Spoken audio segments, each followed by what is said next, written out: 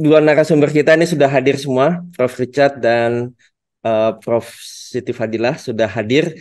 Silakan Prof. Richard untuk menyampaikan mengenai ya concern dari penyebaran telur nyamuk Aedes aegypti yang terpapar bakteri Wolbachia. Ya. Ya, terima kasih Dr. Kun.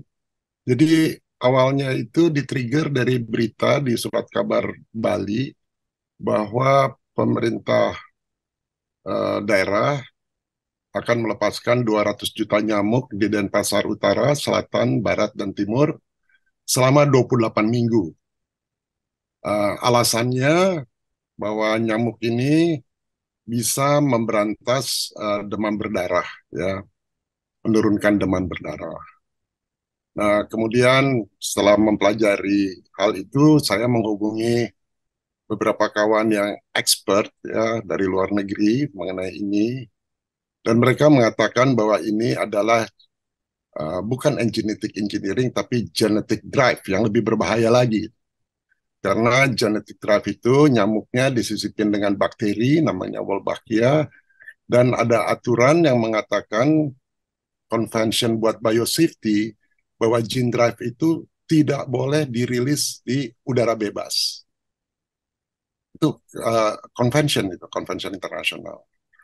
Nomor dua, saya mengirim WhatsApp kepada Menteri Kesehatan untuk mengkaji lagi program ini, karena kita tidak tahu hasil research-nya. Nah, untuk itu Menteri Kesehatan dengan sangat baik hati mengirimkan expert-expertnya yang melakukan penelitian mengenai nyamuk Wolbachia ini, yaitu peneliti-peneliti dari Universitas Gadjah Mada. Jadi 2 minggu yang lalu atau 3 minggu yang lalu diadakanlah pertemuan antara saintis-saintis dari Universitas Gadjah Mada dan saintis-saintis dari dalam negeri dan luar negeri yang mempertanyakan, termasuk saintis dari Bali itu Dr. Chok, ya, yang dari Dr. Chok, yang dari dia ahli demam berdarah. Di situ We banyak have listener pertanyaan yang tidak bisa article dijawab. is Misalnya from pertanyaan Gadjah Mada apakah nyamuk ini University, sudah ada especially risetnya kalau menggigit Wolbachia manusia Aedes. setelah 5 tahun clinical trialnya ada nggak? Nggak Yogyakarta, ada. which is the consortium, the Memang dia research bisa menekan demam consortium berdarah, tapi between Monash dampak University terhadap and the ekosistemnya Gadjah Mada University dikatakan yang that meneliti itu funded pihak by ketiga. the local national Nah, philanthropy called as Yayasan lalu Adia. dia yang tanyakan lagi, apakah in Jogja, nyamuk-nyamuk yang because we don't have Zika, nyamuk-nyamuk so demam we berdarah only kalau look sudah at dikontaminasi oleh The nyamuk genetic of the yang ada Aedes Wolbachia-nya aegypti itu is the tidak same menimbulkan because resistensi. put it on the Pertanyaan I ini can put it diajukan a lot of mengingat info in the saya website, mengenal the document seorang that we profesor have. dari But Udayana, if ya, Dr. Ketut, dia itu ahli etnologis. Dia waktu itu terlibat dengan Indonesian Rice yang zamannya Pak Harto, IR9, di mana padi itu dibikin imunitasnya supaya tinggi, akibatnya hama wereng yang menyerang menjadi lebih galak lagi. Lalu sampai jadi IR10, IR11 karena dia menjadi monogenik, istilahnya monogenik. Nah, saya tanya, sampai berapa itu? Ya, kita sampai IR39 tuh. Kalah terus kita. Orangnya makin lama makin galak. Jadi cara penyelesaiannya gimana? Kita kembalikan lagi. Resistensinya kita turunin, padi itu menjadi poligenik, sehingga barangnya juga jinak. Oh, saya tanya, analoginya gimana dengan nyamuk? Sama juga. Kalau nyamuk demam berdarah kita coba berantas dengan nyamuk Wolbachia, mungkin tahun pertama, 2 tahun pertama dia akan turun. Tapi tahun ketiga, keempat, dia akan mempunyai homeostasis yang akan melawan. Ya, dan kalau dia melawan, makin galak lagi. Nah, jadi yang itu belum diteliti. Nah, kalau kita lihat di Singapura, penelitiannya itu di lab. Nah, hal-hal seperti ini yang kita pertanyakan kepada para ilmuwan di Universitas Gadjah Mada, dan saking serunya pertanyaannya itu, satu-satu mereka keluar deh. Nggak bisa melanjutkan. Yang memimpin Profesor Utari kira nggak bisa menjawab. I cannot stay long, but I'm sorry. It's okay, Bu. But you yeah. summarize very well, Bu. Yeah. Very well. Thank you, Pak, Ibu. Sorry, Richard, I have to go. Oke, Pak Warsito, Yes, thank you very much. Any Thank you very much. information, just text me, just email. Akhirnya mereka sebelum keluar mereka mengatakan harap dipisahkan, kita hanya melakukan riset saja. Tapi soal pelepasan di Bali itu bukan urusan kita, itu urusan pemerintah. Ya. Sekarang nyamuk-nyamuk seperti ini sekarang dilepas di Amerika. Di Amerika itu nggak ada malaria. Kenapa harus dilepas nyamuk-nyamuk seperti ini? Nah, kita mengkaji lagi lebih dalam. Ternyata Bill Gates tahun 2010 mempatenkan ya bagaimana mengkomputerisasi manusia dengan ditransmisikan sehingga menjadi computerized. Sekarang di computerized. Jadi tahun 2010 dia patenkan. Dan untuk penyebaran nyamuk ini, Wolbachia itu juga sudah dipatenkan dan tidak bisa didispute paten itu. Tidak bisa didispute. Luar biasa kan, dia punya paten nggak bisa didispute. Dan kalau saudara-saudara perhatikan, tahun 2024 akan bikin pabrik vaksin di Bali untuk malaria. Nah, jadi melihat titik-titik seperti ini, kita akhirnya melaporkan kepada Badan Keamanan Nasional. Apakah pelepasan nyamuk oleh Departemen Kesehatan sudah berkoordinasi dengan Departemen Ketahanan, sudah berkoordinasi dengan BAI, sudah berkoordinasi dengan BIN. Dan nyamuk-nyamuk ini juga sudah dilepas di Semarang, dilepas di Jogja. Sekarang kenapa Bali yang menjadi perhatian? Karena saya saat ini berada di Bali 2 bulan terakhir ini. Saya melihat banyak orang-orang asing yang di sini yang sangat ketakutan dengan ini. Dan mereka mengatakan ya, bahwa kalau nyamuk Bali diserang oleh nyamuk-nyamuk seperti ini, maka turis akan membatalkan kedatangannya. Dengan membatalkan kedatangannya, akibatnya para pekerja di sini tidak akan kehilangan pekerjaannya. Oleh karena itu, 2 minggu yang lalu ada pertemuan dengan Asosiasi Serikat Pekerja. Ya. Jadi, Bali itu adalah wajah Indonesia. Orang luar negeri banyak tidak tahu mengenai Indonesia, tapi tahu mengenai Bali. Jadi ketika akan terjadi sesuatu dengan Bali, maka yang kena ada dampaknya adalah seluruh Indonesia. Oleh karena itu, kami mengadakan beberapa pertemuan seperti ini, bukan yang mau membatalkan, tapi setidaknya untuk Bali ditunda dulu. Ya, kalau bisa ada tempat-tempat lain lah silakan sambil kita, tapi Bali terlalu risikonya terlalu besar. Dan selama 2 bulan terakhir ini, saya melihat riset dari Departemen Kesehatan mengatakan bahwa meningkatnya populasi demam berdarah, padahal bukan endemi, sangat rendah sebenarnya ya, itu disebabkan karena cuaca. Coba kita lihat, kalau saudara-saudara perhatikan 1 bulan terakhir ini di Bali, banyak sekali brimob-brimob, ya, banyak sekali chemtrail. Kalau you lihat, air sekarang ini sudah tinggal separuhnya, jadi kalau Bali kebakaran, air nggak ada. Ya, air nggak ada. Coba saudara perhatiin, saya punya dokumentasinya, saya dokumentasi itu. Di Sanur, di Kuta, brimob-brimob, lalu pemadam kebakaran, kapal-kapal terbang yang bikin chemtrails, ya. Nah, saya melihat pola ini sama dengan di Maui. Di Maui, pada bulan Maret dilepaskan nyamuk, juga seperti ini. Dan 5 bulan kemudian, bulan Agustus tidak bisa dikontrol. Dan akibatnya apa? Memang waktu itu juga air persis keadaannya kayak di Bali. Nggak ada air, sehingga pemadam kebakaran nggak bisa kerja. Akhirnya rumah-rumah yang tidak ada nyamuknya, itu diberi petak biru, dan rumah yang lain, Maui dibakar. Bukan terbakar, itu dibakar. Bayangkan, ya, posisi Maui itu seperti Bali juga, tempat turis, dia juga island, ya, ke pulau. Saya lihat pattern-pattern ini, pattern-pattern yang jangan dibilang ini teori konspirasi ya, tapi kok nyamuk tiba-tiba tersebar di berbagai banyak negara. Dan yang cilakanya, ini disponsori oleh World Mosquito Program yang terdiri hanya dari 12 negara yang akan menjadi kelinci percobaan. Negaranya antara lain namanya Kiribati. Pernah dengar nama negara Kiribati? Kiribati, New Caledonia, Fiji, Vanuatu, kayak gitu, termasuk Indonesia. Ya. Dan kalau memang concernnya adalah dengue fever itu belum menjadi epidemi dan sangat kecil ininya korban karena itu. Dan kemudian kami mengusulkan sebaiknya dana-dana itu dipakai lebih baik berikan kepada masyarakat untuk membersihkan parit-parit, ya. Berikan dengan fumigasi, karena 3 tahun terakhir ini setelah COVID tidak ada fumigasi. Kenapa kita harus diserang dengan 200 nyamuk? Saudara-saudara bayangkan, di Bali ini tempat orang meditasi, tempat turis. Kalau kita meditasi, ada 1 nyamuk aja sudah mengganggu kita. Sekarang ada 2 nyamuk, ada 3 nyamuk, ada 4 nyamuk, ada 5 nyamuk, ada 6 nyamuk, ada 7 nyamuk, ada 8 nyamuk. Ini baru sampai 8 nih saya hitung. Ini 200 juta, saudara-saudara. Nah, modus operandinya, nyamuk-nyamuk ini ditaruh di dalam gelas, dan gelas ini dibagikan kepada 44 desa, kepada masyarakat, yang berisi telur nyamuk. Nah, nanti masyarakat dikasih instruksi, harus kasih pil, kasih air, 2 minggu kemudian bertebaran di rumahnya, puluhan ribu nyamuk gitu. Nah, masyarakat kan nggak tahu. Saya berkumpul dengan beberapa wartawan senior, saya kasih tahu, nggak tahu. Saya ketemu dengan Profesor Yuda Tirga, baru dengar.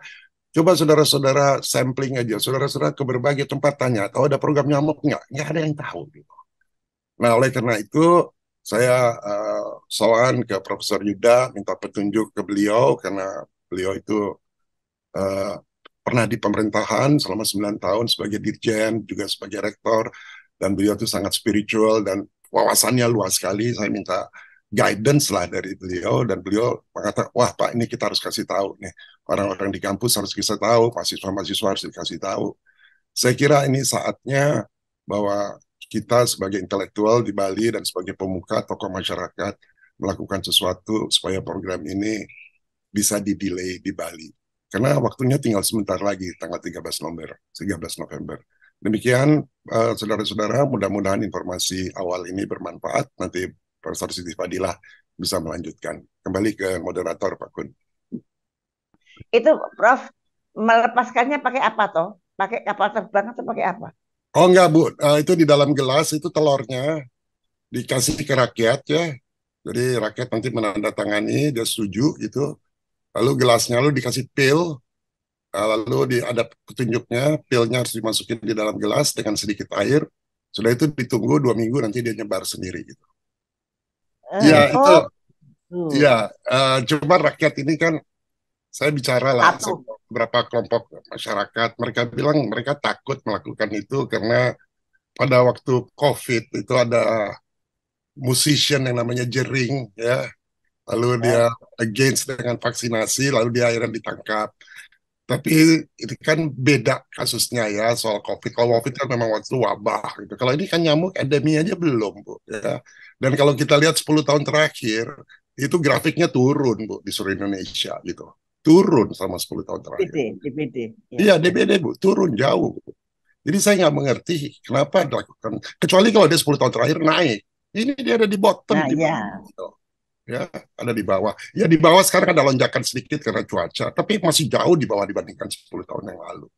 Waktu zamannya Ibu tuh lagi tinggi-tingginya tuh waktu itu tahun 2000. Ya betul. Ya, peaknya.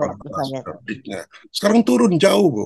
Dan saya kira itu turun karena waktu Ibu jadi menteri itulah melakukan tindakan-tindakan sehingga dia turun. Ya. Jadi cara itu efektif, tinggal di copy saja. Ya. Baik. Ya. Ya, saya punya pengalaman memang sekarang itu di mana-mana semakin banyak nyamuk ya. Waktu kemarin saya ke Semarang ya, padahal itu di dalam suatu restoran yang ada AC-nya. Jadi di dalam setiap 1 jam itu karyawan restoran nyemprotin semprotan nyamuk di dalam ruangan ber-AC. Iya. Dan begitu terus ya. Ini kan memang jadi mengganggu kita yang ada di dalam. Dan ya mereka melakukan itu karena banyak sekali nyamuk. Dan saya coba tanya ya teman-teman yang ada di daerah sekitar Semarang dan juga even di Jakarta Barat dan lain-lain. Mereka mengatakan bahwa wah sekarang kok banyak nyamuk ya. Tidak seperti sebelumnya. Nah ini yang juga menjadi concern kita ya. Kalau sudah semakin banyak nyamuk ya, penyebaran ini semakin masif, ini bagaimana? Kelambu hanya untuk malaria. Untuk malaria ya, ya. Dan Zika, malaria dan Zika. Jadi nyamuk Aedes aegypti itu kalau pagi sampai sore itu dia bawa nyamuk chikungunya atau demam berdarah. Mereka kalau ada demam berdarah chikungunya nggak ada. Kalau ada chikungunya demam berdarahnya tidak ada. Jadi harus satu doang. Nah, kemudian kalau malam dia bawa Zika Oh, untuk iya. Japanese visualization. Tapi Ya, anyway, pemakaian kelambu itu efektif karena mencegah kita dari malaria, mencegah kita dari dari Zika, Zika. jadi sekaligus gitu. Ya. Ya, Betul, betul. Ya, tipe kita ada yang golongan darah O, A atau AB gitu. Apakah mereka sudah meneliti itu? Dan juga terhadap lingkungan gitu ya. Apakah mereka sudah meneliti itu? Bagaimana Prof ini mengenai penelitian mereka dari UGM tersebut? Ya, saya baca penelitiannya ya. Jadi mereka melepaskan nyamuk-nyamuk itu di beberapa desa yang prevalensinya tinggi, sudah itu dilihat turun. Hanya itu aja. Ya, dilihat dari berapa yang masuk ke hospital, berapa yang kena penyakit. Tetapi terhadap golongan darah tidak ada penelitiannya sama sekali. Bahkan ketika itu Pak Kun hadir ya kepada Dokter Wiranto, kita tanya ini gimana kalau orang digigit. Dia bilang nggak apa-apa, saya digigit nggak apa-apa. Bukan itu maksud kita. Clinical trialnya ada nggak? Efek setelah 2 tahun, 3 tahun, 5 tahun ada nggak? Lalu kami sampaikan juga kalau kita mau mencoba sesuatu metode atau vaksin atau whatever, itu kan harus ada clinical trial, ya, harus ada in vitro, harus ada in vivo, lalu ada clinical phase 1, clinical phase 2, itu ada nggak? Nggak ada clinical phase 1, 2, 3 itu nggak ada gitu. Jadi langsung dicoba di Jogja ya kepada, itu kan sudah in vivo, nggak bisa begitu gitu. Belum clinical phase 1, itu masih tingkatan lab. Kalau lab itu masih tahap awal banget gitu. Jadi kaidah-kaidah itu pun secara objektif, karena kebetulan background saya ilmuwan, saya lihat ini nggak mengikuti kaidah-kaidah itu gitu. Lalu ketika ditanya efek terhadap ekosistem bagaimana, dia bilang kita nggak meneliti itu, yang meneliti pihak ketiga yang lain. Reportnya saya belum baca yang itu ya, apa yang diteliti gitu. Tapi dari hasil diskusi kemarin juga kita tahu untuk lebah itu akan terpengaruh lebah itu. Ya, jadi serangga-serangga lain juga akan terpengaruh. Misalnya madu, orang yang bekerja dengan menternakkan lebah dan madu, how is the effect? Ya, nah kita juga coba lihat ya di Brasil dilakukan seperti itu dan di Brasil ketika dilakukan eksperimen itu telur-telur itu mengambang di telur-telur itu terdapat juga di air dan airnya mengkontaminasi tanaman dan mengkontaminasi ada manusia yang minum dan ketika si ibunya hamil seorang wanita hamil ketika bayinya lahir kepalanya menjadi mini hidrosefalus dan kakinya ensefalitis ya hal-hal moral dari itu di Brasil ketika itu dilepaskan juga tidak ada penelitian seperti itu dan jangan lupa ya bahwa nyamuk-nyamuk telur nyamuk ini untuk hidup dan sampai nyamuk menggigit kita kenapa nyamuk yang menggigit kita kan itu nyamuk yang hamil menggigit kita karena dia perlu darah.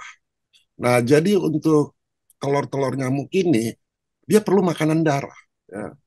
Nah, oleh karena itu pemerintah bekerja sama pemerintah Indonesia dengan pihak Brasil. Ya, satu company di Brasil untuk bikin pabrik darah yang akan menghasilkan setahun itu, tahun pertama itu 50 juta, saya lupa, angkanya 50 juta satuannya saya lupa, dan akan meningkat terus, dan akan diekspor, itu akan jadi income. So, jadi di balik itu ada kelihatan ada satu bisnis yang besar, tanpa memperhatikan lebih dulu terhadap manusia, ya, jadi lebih mementingkan bisnisnya. Coba bayangkan, Indonesia mau bikin ya pabrik telur nyamuk, can you imagine that? Pabrik telur nyamuk, jutaan dolar. Saya pernah di pemerintah ini bagi saya is gila ini seperti ini ya untuk diekspor. Kita lebih baik mengekspor bahan-bahan baku mentah kita diberikan nilai tambah, diproses baru diekspor. Ini nyamuk, can you imagine? Apa kita sudah begitu desperate? Jadi menjawab lagi pertanyaan mengenai penelitian tadi, pertama tidak ada apa itu disebarkan ke satu daerah sudah itu dilihat bagaimana. Kalau di Singapura nggak begitu. Kalau di Singapura ada nyamuk-nyamuk berdarah, di lab dibikinnya. Dibikin di lab, lalu dilihat populasinya jadi bagaimana. Ya, mereka lihat nurun tahun pertama, tahun kedua, tapi tahun ketiga sampai 3 tahun naik sekali, belum tahun keempat, tahun kelima. Jadi ada perbedaan cara. Ya. Dan di Singapura itu memang akhirnya pemerintahnya memutuskan untuk tidak melepaskan nyamuk-nyamuk itu di masyarakat. Pertama, karena ekosistemnya belum diketahui. Mereka punya lab jauh lebih canggih dari kita. Bagaimana kita mau meneliti mengenai ekosistemnya? Tadi seperti Ibu Siti Fadila bilang, satu butterfly atau satu lebah ini bisa mengakibatkan typhoon. Nomor dua, kenapa juga tidak dirilis? Karena mereka tahu masyarakat Singapura, citizennya, akan berontak, akan marah, nggak akan setuju. Nah, oleh karena itu, karena di Bali begitu, ya, dan kita size-nya lebih besar dari Singapura, kenapa kita tidak menyuarakan concern kita? Karena ini bukan untuk generasi kita aja, tapi untuk anak cucu kita. Nah, saya ada ilustrasi yang menarik ya. Saya tempo hari ketemu wartawan sangat senior ya, yang saya sudah kenal lama, orang Bali. Ketika saya sampaikan ini sebagai wartawan nggak pernah dengar. Lalu saya bilang ini, bagaimana ya ini caranya you sebagai wartawan untuk memberikan informasi kepada tokoh-tokoh masyarakat, tokoh-tokoh agama. Lalu dia mengatakan gini, gini Pak, saya ini tersinggung katanya ya, dia bilang. Karena pemerintah pusat mengatakan semua yang kita program dari pusat ke Bali pasti berhasil. Saya bilang, kenapa kamu harus tersinggung? Harusnya bangga dong berhasil. Enggak, Pak. Kita dianggap bodoh, dia bilang gitu. Semua apa aja kita jadi kelinci percobaan. Pasti berhasil. Yang bagus berhasil, yang jelek berhasil. Lalu saya tanya, kenapa masyarakat Bali diam? Saya bilang kalau begitu. Dia bilang lebih karena budaya kita itu peaceful, natural dengan alam. Ya, tapi kalau itu begitu, lalu saya bicara sama Profesor Yuda Triguna, menarik banget. Beliau ini kan punya YouTube channel, bicara mengenai spirituality. Beliau waktu itu mengatakan kepada saya, jadi Pak, kalau ada orang yang berbuat kurang ajar atau mau mengganggu kita, ya kita senyum aja, karena dia nggak tahu apa yang dia perbuat. Yang kedua, kalau dia masih melakukan lebih tinggi lagi tingkatannya, maka kita berpaling saja. Yang ketiga, kalau kita diperlakukan lebih jelek lagi, maka kita lari aja menjauh. Lalu saya sampaikan diskusi yang menarik dengan Profesor Yuda Triguna. Saya bilang, Pak, tapi kalau kita mau dibunuh gimana? Apakah kita juga harus lari? Oh enggak, ada lagi yang keempat. Puputan. Gitu. Apa itu Pak? Wah, saya didukit. Jadi pembicaraannya menarik banget. Saya bilang, wah orang Bali bukan penakut, ya berani banget. Kata, iya Pak, tapi kita peaceful dulu. Tapi kalau udah kebangetan, saya bilang, itu Pak. Dan beliau kan ahli antropologi and so on ya. Kira-kira gitu Pak. Ya, terima kasih Prof. Kemudian ada juga hal yang menarik Prof. Jadi mengenai penyebaran nyamuk ini tentunya kan juga karena jumlahnya jutaan tadi sampai ratusan juta. Apakah semuanya difabrikasi di Indonesia atau mungkin sudah mulai kita mengimpor telur nyamuk dari luar karena kebutuhan penyebaran ini ya? Kalau permasalahan berikutnya, kalau kita impor, apakah kita yakin yang diimpor telur nyamuk itu tidak disusupi atau diselundupi misalnya nanoteknologi ataupun salah satu penyakit ataupun yang lainnya? Ini juga menjadi pertanyaan bagi kita gitu. Kemudian siapa yang memverifikasi ini? Pertanyaannya bagus banget ya. Ya. Jadi sekarang ini untuk sementara yang program ini itu kan perlu darah ya. Nah darahnya itu setahu saya dan saya baca itu kerjasama dengan Brasil yang memang dia memproduksi darah untuk nyamuk-nyamuk. Nah tapi kita akan dapatkan bantuan technical assistant, nanti kita akan buat pabrik, kita bikin dulu sendiri di sini. Soal apakah itu nanti disusupi, itu tidak ada karena yang menerima itu kan pemerintah, kita tidak tahu, makanya perlu transparansi. Ya, nah saya kira concernnya Pak Kun itu sebaiknya disampaikan kepada national security kita gitu ya. Karena pada tahun 2017 ada perjanjian di antara menteri di kabinet bahwa kalau sebuah departemen, sebuah ministry mau melakukan sesuatu, maka dia harus berkoordinasi. Setahu saya tidak ada koordinasi ini dengan kesehatan, dengan Departemen Pertahanan. Setahu saya tidak ada koordinasi dengan BAIS, dengan BIN. Karena buktinya kemarin waktu kita ke BAIS, mereka nggak tahu mengenai ini, malah berterima kasih sekali kita kasih tahu. Jadi kita harus concern karena perang sekarang ini bukan perang lagi dengan pakai nuklir, tapi memakai bioweapon. Saya nggak mau mengarah ke sana, tapi tren saat ini memang begitu, ke sana saat itu.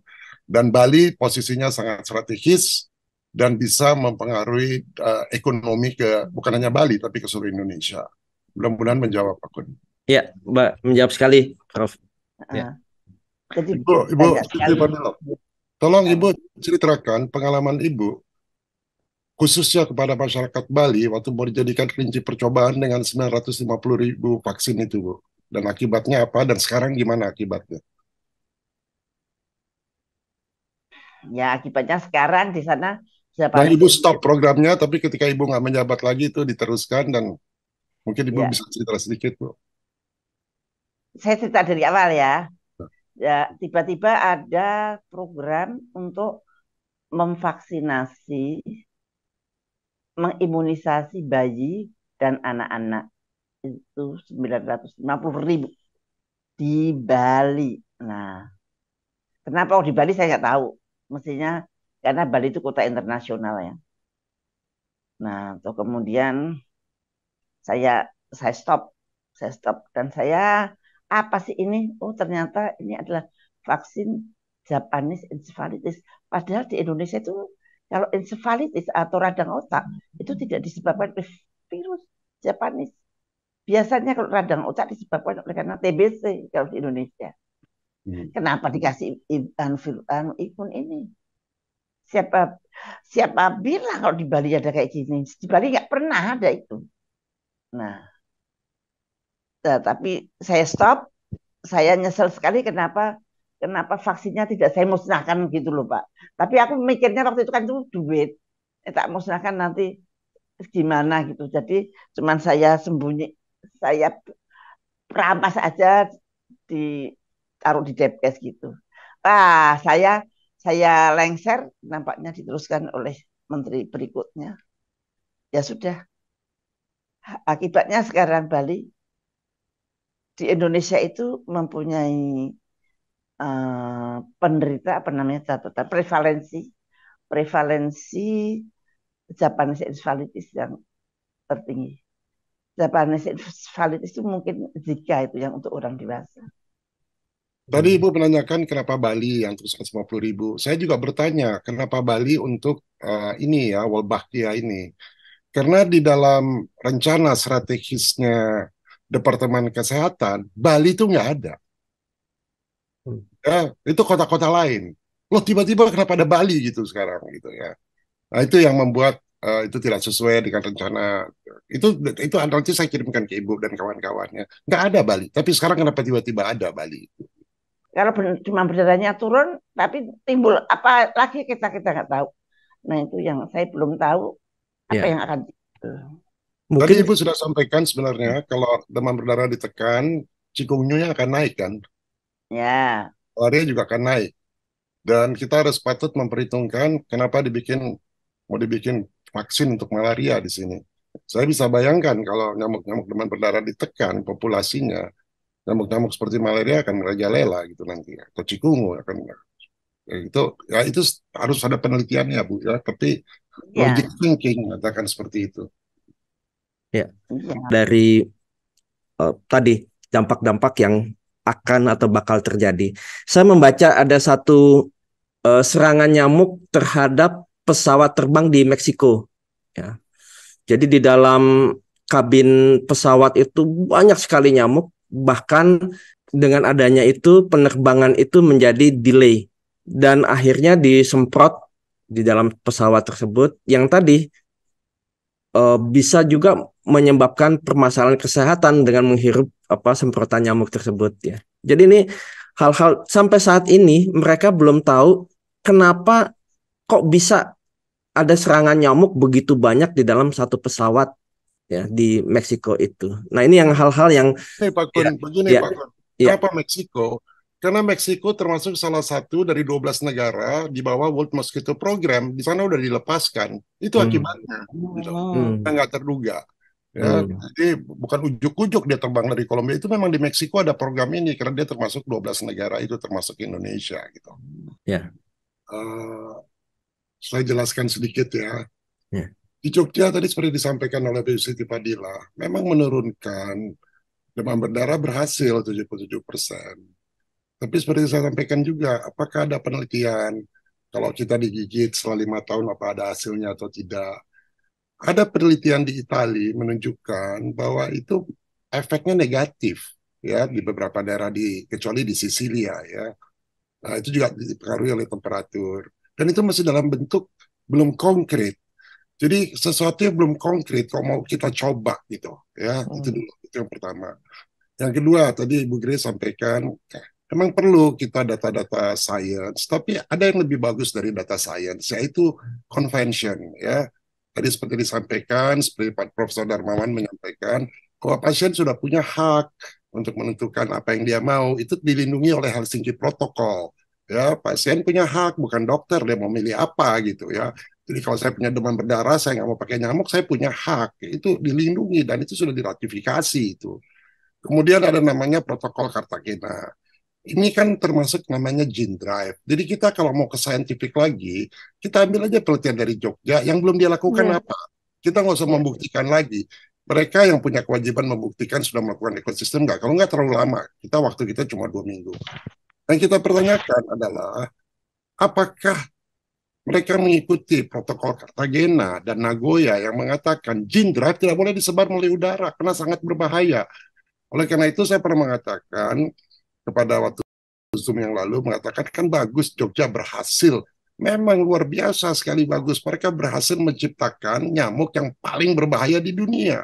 Kenapa? Karena itu dilepaskan di udara terbuka dan itu nggak boleh, itu protokolnya. Jadi secara hukum dia akan lebih cepat bagi kita kalau kita mengumpulkan segi protokol dibandingkan dengan kalau scientific, perdebatannya. Dan kalau saintifik, kita sudah melakukan di Gladiator Bangsa, lari orang UGM-nya. Profesor itu dia hanya diskusi 20 menit lari. Profesor Faris itu lari. Karena pertanyaan-pertanyaan kita itu basic saya. Pertanyaan sekarang nggak bisa mereka jawab. Mereka aja bilang, lihat paper ini. Paper ini saya nggak mau lihat paper. Kamu jelaskan. Kamu sudah bikin clinical trial nggak untuk ini? Nggak dijawab. Jadi ini pertemuan yang kesekian ini itu bukan tiba-tiba. Tapi kita sudah bertemu langsung. Saya sudah bicara langsung dengan Menteri Kesehatan. Dia mengatakan bahwa kita ini penganut teori konspirasi. Saya bilang enggak, menurut saya juga orang pemerintah, bukan teori konspirasi. This is basic science risetnya nggak dipenuhi. Kalau menurut saya ya nggak dipenuhi. Efek ekosistemnya mereka bilang pihak ketiga. Siapa pihak ketiganya? Mereka nggak tahu. So, kalau kita harus mengumpulkan itu lagi, Bali besok tanggal 2 minggu yang lainnya udah akan disebar sekian puluh juta. Jadi kalau harapan saya sebenarnya yang disampaikan oleh Profesor Dharma itu benar banget. Itu soal consciousness. Ya, meningkatkan consciousness, level kesadaran. Saya mau cerita sedikit mengenai consciousness ya. Consciousness itu bisa diukur dari 0 sampai 1000. Itu kan consciousness suatu hal yang kualitatif, tapi bisa dikuantifikasikan. Bisa dikuantifikasikan dari 0 sampai 1000. Kalau kita lihat consciousness masyarakat dunia 7 miliar ini, dari 0 sampai 1000, consciousness-nya cuma 200. Cuma 200. Dan 85% masyarakat di dunia itu di bawah 200. Hanya 15% yang di atas 200. Ya. Nah, saya menganggap kawan-kawan yang di sini adalah orang-orang yang di atas 200, yang 15% itu. Kenapa? Walaupun populasinya sedikit, tapi dia bisa memberikan consciousness kepada masyarakat yang level consciousness itu di bawah 200. Nah, tiap manusia punya individu consciousness. Kalau kita berkumpul, jadi individu consciousness-nya Pak Agung, Pak Profesor Siti, Grace, saya itu berbeda. Tapi kalau kita berkumpul secara grup, ada yang namanya group consciousness. Ya, ada yang namanya pulau consciousness. Bali punya conscious. Ada yang namanya Indonesian consciousness. Ada yang namanya Republic consciousness. Beda, consciousness bangsa Indonesia sama bangsa Cina beda. Consciousness kota Surabaya 50 tahun yang lalu sama kota Surabaya sekarang berbeda. Ya. Nah, sekarang ini kan saya katakan 200 itu apa? 200 itu courage. Jadi 85% masyarakat di dunia itu di bawah courage. 200 itu courage. Ya. 150 itu anger. 100 itu fear. 50 guilty, 25 itu shame. 0 bunuh diri. Nah, hanya orang-orang yang di atas 200 punya courage, mau nggak kita bersuara? Saya jelaskan sedikit ya, supaya you mengerti arahnya. 200, 300 itu trust. 400 itu reason. Jadi kita berargumentasi soal ini, bukan seperti kayak Profesor Darman mengatakan, adalah ini saya setuju, tapi berdasarkan consciousness. Ya, kita berargumentasi dengan reason, 400. Dan itu harus punya courage. Kalau kita usul ini, usul itu, tapi kita nggak punya courage, nggak bersuara, berarti consciousness kita di bawah 200. Statistic wise, ya, di Indonesia, masyarakat yang paling tinggi level kesadarannya di mana? Di Pulau Bali. Berarti seharusnya di atas 200. Mungkin masyarakat Bali 300, trust dia. Kalau saya ukur 300. Tapi punya reason nggak? Nah, oleh karena itu, menaikkan level consciousness bangsa atau satu kelompok, inilah ujian kita.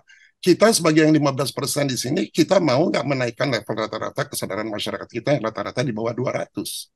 Saya bicaranya konkret dan bisa kita ukur. Ya. Satu orang yang punya level kesadaran 400, dia bisa menaikkan 90.000 orang di atas 200. Kan misi kita kan begitu sebenarnya. Harus dengan reason. Di atas reason, 500 itu love.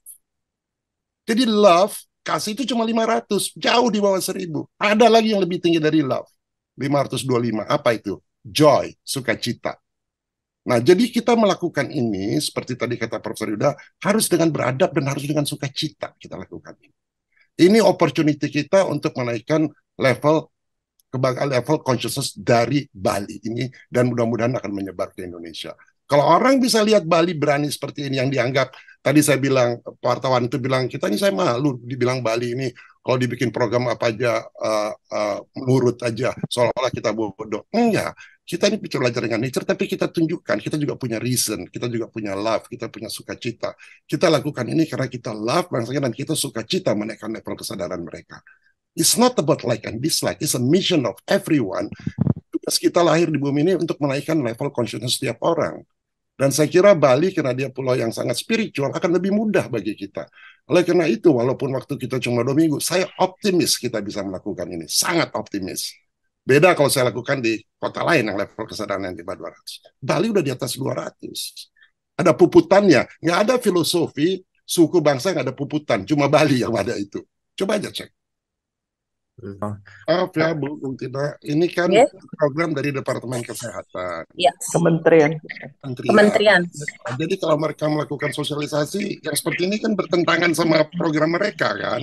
Jadi saya kira ini harus ada sosialisasi dari gerakan masyarakat, dari tokoh-tokoh intelektual seperti Profesor Yuda, Profesor Ramawan.